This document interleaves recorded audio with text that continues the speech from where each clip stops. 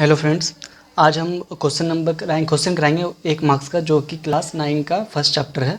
ये एग्जाम में आ सकता है क्योंकि ये जो क्वेश्चन जो है एनसीईआरटी का क्वेश्चन है, इसलिए आना तो मतलब ज़्यादा गारंटी बनता है कि एग्जाम में आ जाएगा। तो इसलिए आप एक बार इसको देख लीजिए ताकि एग्जाम में आ जाए तो कर सके। ठीक है, तो पहला क्वेश्चन क्या कह रहा है कि name 2 scientist who establish the law of chemical combination. तो जो साइंटिस्ट का नाम था, वो जो बनाया था केमिकल कम्बिनेशन का, तो वो कौन है? Antoine L Lavoisier and Joseph L Proust. तो ये जो आपका साइंटिस्ट का 2 नाम है जो कि आपको जो केमिकल कम्बिनेशन को स्टैब्लिश किया था। सेकंड क्वेश्चन क्या कह रहा है? Which postulate of Dalton atomic theory is a result of law of conservation of mass. तो डाल्टन का एटॉमिक थ्योरी क्या कहता है, जो कि लॉ ऑफ कंजर्वेशन ऑफ मास है। तो बहुत इंपॉर्टेंट पोस्टुलेट है, ये एग्जाम में पूछता है। तो ये पोस्टुलेट का क्या नाम है? तो एटम्स के neither be create nor be destroyed. मतलब क्या हुआ कि एटम को ना क्रिएट कर सकते हैं नॉर भी ना उसको डिस्ट्रॉय कर सकते हैं। इसका किसका थ्योरी था? ये डाल्टन का एटॉमिक थ्योरी था। उसके बाद थर्ड क्वेश्चन में क्या कह रहा है? Which postulate of Dalton atomic theory can explain the law of definite proportional. तो डाल्टन का जो दूसरा पोस्टुलेट क्या है, वो आपका जो है यहाँ पर लिखा हुआ है, atoms combine in fix ratio two form A compounds. मतलब क्या हुआ कि कोई भी कंपाउंड्स है वो क्या होगा? फिक्स रेशियो में होगा। एग्जाम्पल के तौर पर H2O। तो H2O का जो एटॉमिक जो रेशियो हो जाएगा, एटॉमिक कंबाइन का जो रेशियो हो जाएगा, वो क्या होगा? 1:8 होता है। ठीक है, तो वो क्या होगा? वो फिक्स होता है, कभी भी चेंज नहीं होगा। तो ये किसका पोस्टुलेट है? वो डाल्टन का पोस्टुलेट है। क्वेश्चन नंबर 4 क्या कह रहा है कि हाइड्रोजन और ऑक्सीजन का जो कंबाइन करने का जो रेशियो है 1:8 है by mass to form a water को फॉर्म करता है। तो what is the mass of oxygen gas? Oxygen gas का क्या मास होगा? Would be required to completely with 3 gram of hydrogen gas. Hydrogen gas से जो रिएक्ट करने में कितना ऑक्सीजन चाहिए 3 ग्राम हाइड्रोजन गैस से रिएक्ट करने के लिए? तो हमें पता है कि 1 ग्राम में जो है 8 ग्राम लगता है। ठीक है, तो 3 ग्राम में कितना लगेगा? 3 8 जो 24 ग्राम ऑफ ऑक्सीजन रिक्वायर्ड होगा इसको कम्प्लीटली रिएक्ट करने में। ठीक है, तो फिर क्वेश्चन नंबर 5 क्या कह रहा है? क्वेश्चन नंबर 5 कह रहा है कि which is why is it not possible to see an atom with a naked eye. मतलब क्या हुआ कि हम लोग पॉसिबल क्यों नहीं है कि हम लोग जो है एटम को देख सके अपनी आंखों से? तो इसलिए नहीं देख सकते क्योंकि बहुत ही छोटा होता है। उसका जो एटॉमिक रेडियस होता है एटम का, वो करीब के करीब 10⁻⁹ होता है, 1 नैनोमीटर होता है। तो जो कि इम्पॉसिबल है, जो कि पॉसिबल नहीं है कि हम उसको देख सके। ठीक है, और क्वेश्चन नंबर 6 क्या कह रहा है? Give an example of try atomic molecules of an element का एग्जांपल बताना है जो कि ट्राई एटॉमिक हो। तो क्या हो जाएगा? ओजोन जो होगा उसका फॉर्मूला होता है O3। तो O3 जो ट्राई एटॉमिक है, इसलिए इसका एग्जांपल जो होगा O3 हो जाएगा। क्वेश्चन नंबर 7 क्या कह रहा है? Define atomicity. It is the number of atom present in 1 molecules of a substance. मतलब क्या हुआ कि एक मॉलिक्यूल सब्सटेंस में कितना एटम प्रेजेंट होगा उसको क्या कहते हैं? एटोमिसिटी।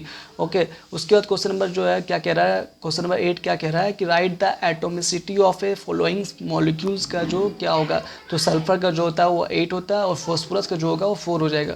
ठीक है, क्वेश्चन नंबर 9 में आ जी। क्वेश्चन नंबर 9 क्या कह रहा है? What is the difference between H2 and 2 times of H। ये दोनों में क्या डिफरेंस है? तो H2 जो है वो मॉलिक्यूल्स है और H जो है वो क्या हो गया? वो हाइड्रोजन आइटम्स हो गया। तो हाइड्रोजन आइटम्स कैसे पहचानें? ताकि इसमें जो है सिंगल फ्री इलेक्ट्रॉन है, कितना है? 2 टाइम्स है, मतलब 2 जो है फ्री हाइड्रोजन आइटम्स है। और जो हाइड्रोजन है यहाँ पर H2 है वो क्या है? मॉलिक्यूल्स है, 1 मॉलिक्यूल्स ऑफ H2 को कहेंगे, इसलिए ये डिफरेंस है ये दोनों में। ओके, ये एनसीईआरटी का क्वेश्चन है। अब आता है what is an ion. Ion किसे कहते हैं? The negative and positive charge particles are called anions, sorry ions. ठीक है, तो एनायंस किसे कहते हैं? एनायंस जो होता है वो नेगेटिव चार्ज होता है और जो कटायन होता है वो पॉजिटिव चार्ज होता है। फ्यू एग्जांपल्स दिया हो यहाँ पर, ये आप जो है इसको आयंस कह सकते हो। ओके, और इसमें जो है कटायन हो गया ये वाला H+ वाला, और Pb+ जो हो गया क्योंकि यहाँ पर पॉजिटिव चार्ज है। फिर उसके बाद क्या क्वेश्चन नंबर 11 क्या कह रहा है? What are polyatomic ions. Polyatomic ions किसे कहते हैं?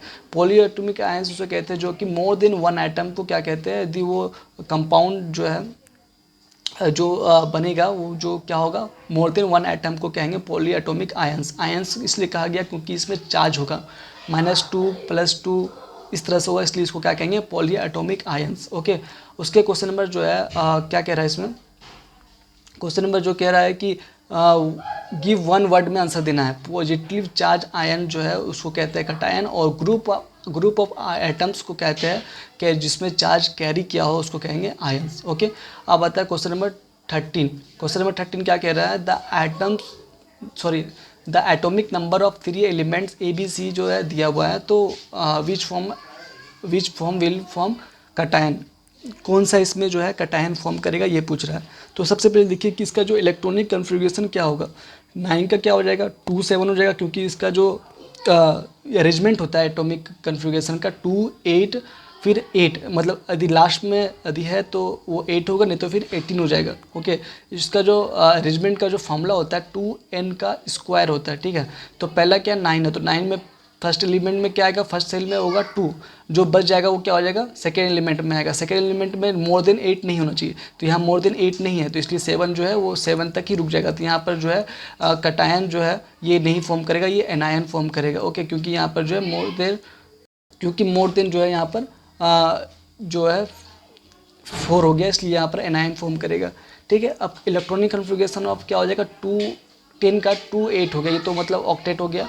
और इलेक्ट्रॉनिक कन्फिग्रेशन ऑफ सी कौन है 13 का हो जाएगा 2 8 और 3, ये एल्युमिनियम है, तो ये जो आपका सी जो है वो कैटायन फॉर्म करेगा, और ये जो है सी जो होगा वो सही आंसर होगा, ठीक है। तो what is the wrong saying 1 mole of molecules, sorry 1 mole of nitrogen का जो है वो क्या गलत है इसमें। What is the wrong in saying 1 mole of nitrogen, तो इसमें याद क्या दिक्कत है ये पूछ रहा है इसमें। तो दिक्कत ये है कि ये क्या है 1 मोल ऑफ नाइट्रोजन आइटम्स है कि मॉलिक्यूल्स है, तो यहाँ पर कुछ दिया हुआ नहीं ना, तो ये इसलिए गलती हो जाएगा। यहाँ पर ना मेंशन करना चाहिए यहाँ पर क्या कि ये जो है 1 मोल ऑफ नाइट्रोजन आइटम्स है, या फिर 1 मोल ऑफ नाइट्रोजन मॉलिक्यूल्स है। ओके,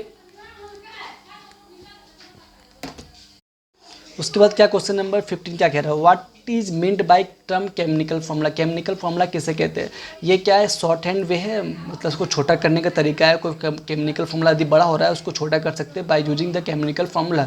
इसको रिप्रेजेंटिंग कैसे करते हैं, compound with the help of symbol, एक सिंबल होगा, कार्बन हो गया, हाइड्रोजन हो गया, और उसको केमिकल में पार्टिसिपेट कराते हैं, ठीक है। जैसे एग्जांपल के तौर पर जो है C12 H22 O11 जो है वो क्या है आपका केमिकल फार्मूला है। ओके, फिर उसके बाद क्या कह रहा है कि Dalton atomic theory is contradicted by the chemical formula of sucrose justify the statement.